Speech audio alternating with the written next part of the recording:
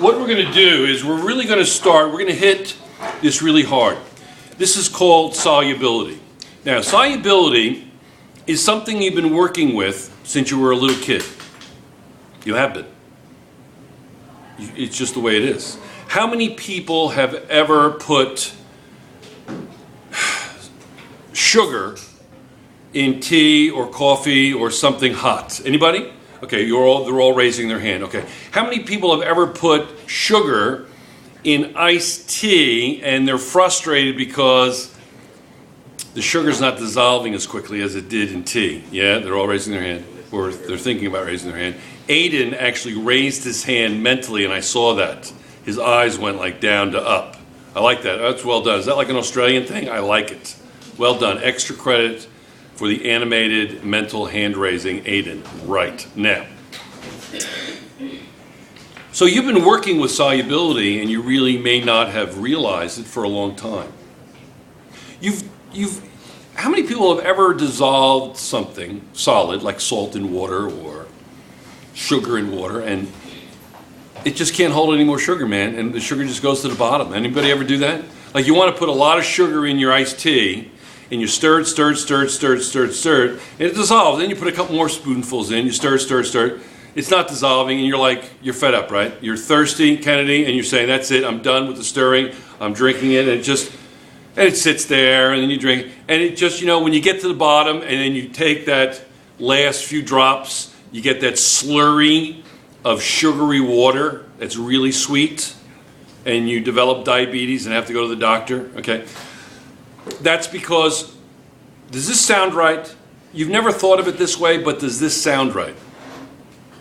The water has become saturated with sugar. Is that okay? Does that make sense?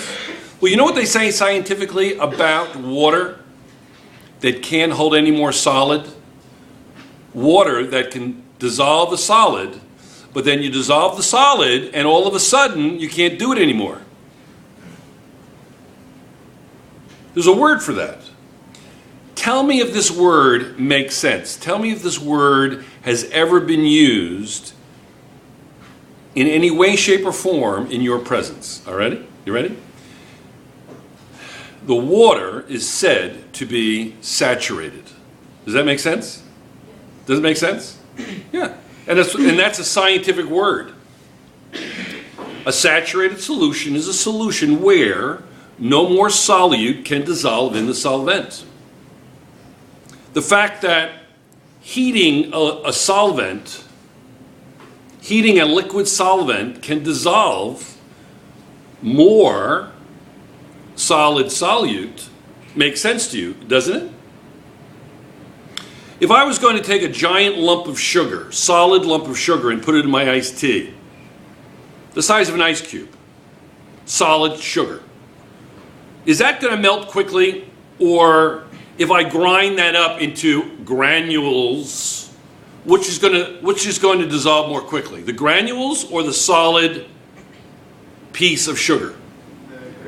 The granules. So when you grind something up, what are you actually doing? You're creating what? Surface area. So surface area, heating a solvent for it to dissolve a solid solute. These make sense to you. So let's read some of the subsections of the first section. Solution formation, and underneath that it says what factors influence or affect how fast the substance dissolved, and some of those subsets are agitation. What's agitation mean? Stirring. Excellent. Temperature, does that make sense? Will increase or influence how quickly something dissolves. Particle size of the solute, didn't we just say that? Surface area. And now the next part of the section under solubility, there's words like, are you ready? Saturated solution, does that make sense? Unsaturated, what would an unsaturated solution be? If you know what a saturated solution is, what would an unsaturated solution be? Contains less solute. Something that you can put more what in? Solute. A solution where you can put more solute in, right? What's another word for unsaturated solution? It starts with a D. Yeah. You said that with such ownership. Did you know that before you came in here? Or you're just now making connections? And you know what that's called? It's called learning. It's called thinking. Well done. Yeah, it's called a dilute solution. An unsaturated solution is dilute. What would a supersaturated solution be?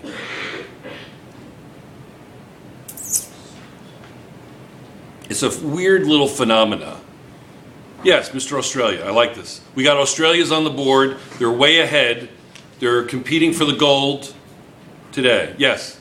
Is it when sources can't dilate anymore that they use the excess during the... Where's the excess solute? At the bottom? Yeah. No, that's saturated, but that's a good try. It's saturated. I think you might have been heading for the correct answer, Aiden, but you kind of changed lanes there quickly, and you didn't look over your shoulder, and you... No, I'm speaking figuratively. Aiden's looking over his shoulder. No, I mean, there was a car coming, you didn't look over your shoulder. Yes? It's like when the solution can dissolve, like it dissolves more than it actually can. Yeah, very good. When a solution can dissolve, that's where you're heading, right? You were starting to say that? Oh, you weren't. Okay, fine. Sounded like you were. Yeah, it's when a solution actually dissolves. It's kind of a weird phenomena. It can dissolve more solute than it really can, a solvent. There's a great experiment we used to do, and we'll try to do it in here. Many years ago, we did this, where I take a test tube and I heat it. I heat the water in it, right? I heat it to like 90 degrees Celsius, right? And I put in about 240 grams of potassium nitrate, okay? And I put it someplace completely undisturbed. It can't be rattled, it can't be shaken, vibrated, no stresses, and it cools down to about 20 degrees Celsius.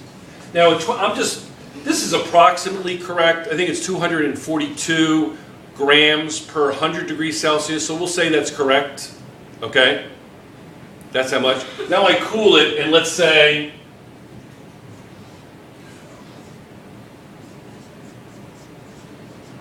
I cool it down. I put it like in a drawer somewhere, and I cool it to 20 degrees Celsius, just room temperature. Just cools down on its own, okay? And I open it the next day, and you know what I find? I find that there's no solute down here. That this 240 grams is actually dissolved in here at this temperature.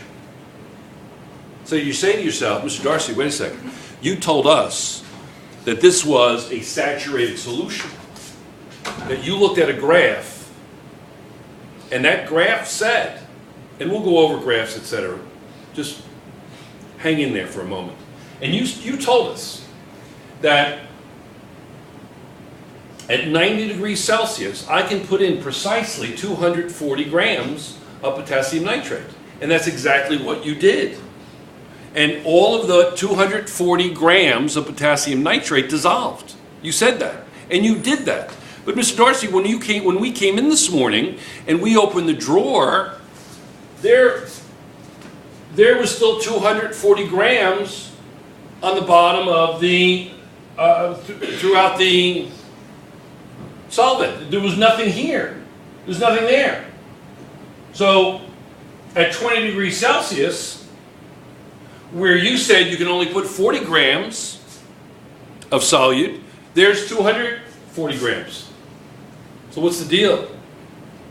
So then what I do is, I get some potassium nitrate. I just take a couple of granules. Nothing, just a couple of grains of it. And I come over here and I drop it. I drop it in. I go drop. And you know what happens? All of a sudden, 200 grams of potassium nitrate comes out of solution. Precipitates.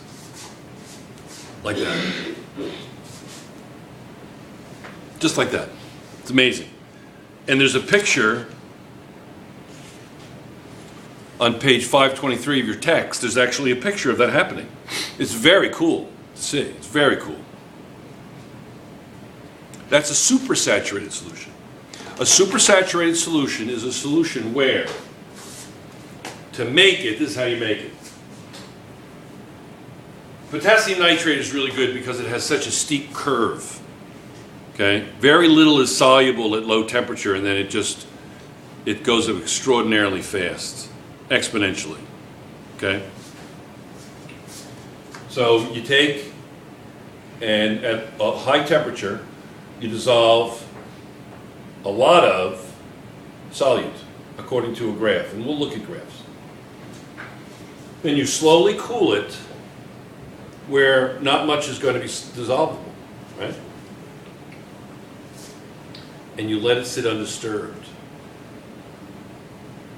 And that's how you make a supersaturated solution, where for the time being, that solute just stays hung up in the water. All of a sudden, those very powerful molecular forces, ionic forces, all those forces that are within the potassium nitrate at low temperature, they simply do what? They simply forget that they're so powerful. And then all of a sudden they're reminded. Say, hello, hello. Then they remember and they cling to each other and they come out of solution. Supersaturated. So the first section really, or part of the first section, makes a lot of sense, doesn't it? Yes or no? Makes a lot of sense. So it's actually easy to read because it makes a lot of sense. The next test is very difficult. It's really you could argue that it's the first true chemistry test that you're going to take. But it's all calculations. That's pretty much most of the theory, or a lot of the theory of solubility. There are some other things when we talk about colligative properties, but not much. And the theories are actually, the science, the concepts behind this are actually very simple and very easy to picture and make a lot of sense. So let's put this at stop. Okay, on stop, and we're going to call this, what shall we call this? Intro, solubility intro. Cool? Yes? Okay? We're off.